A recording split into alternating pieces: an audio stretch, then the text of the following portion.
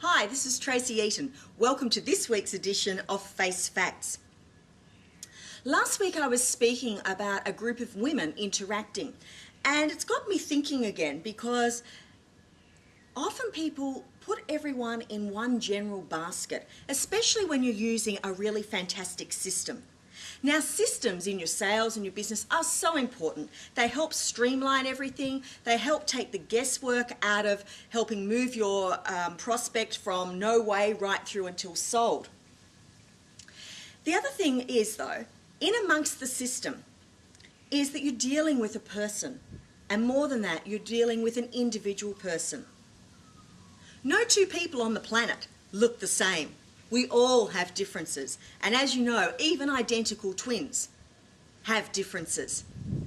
So when you can observe these and recognise them in people, then you can truly treat them as they want to be treated and really individualise your approach with them when you're working through your sales process.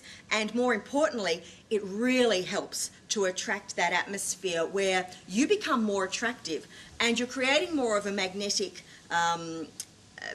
pull situation where someone is so attracted to you that they choose to buy. So what I'd really like you to start doing is start noticing the differences between people, especially people who you may fit into a similar group. So start looking at perhaps women and notice what's different. If you're looking at two different women or four women or a group of women, while you're shopping, while you're selling, while you're dealing with your employees, with your team members, have a look at what is different about those people. Because when you can observe the differences and then interact with that person because of those differences and accept them, that's when the true magic starts to happen. Have a look at a group of men and start looking at the different facial structures and how they are different between different people. Take a particular race and start looking at people from that nationality, that race, and notice what are the things that are different between the individuals of that race. For example, do they have differences in the bridges of their nose? Are some bumpy, are some scoopy? What about the eyelids? Have some got direct eyelids where you can see the eyelids? Do some have folds of skin over the eyelids? What about the height of the eyebrows? And sure, if you look at a group of 100 people from a particular group, you may find that more of them have a particular structure than others. That's great if you happen to be dealing with the more of. But what happens when you're dealing with the 30%, the 40%, the 20% that do not fit into the general category? Then you're in trouble unless you are individualising.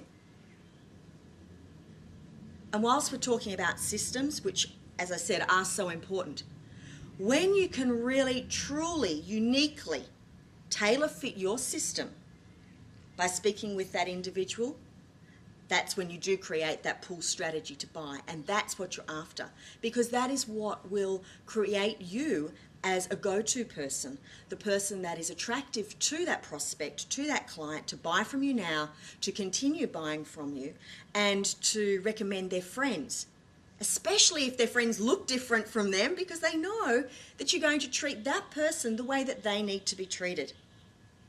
So go start looking at the facial structures and start noticing the differences between groups of people that you would normally categorize together.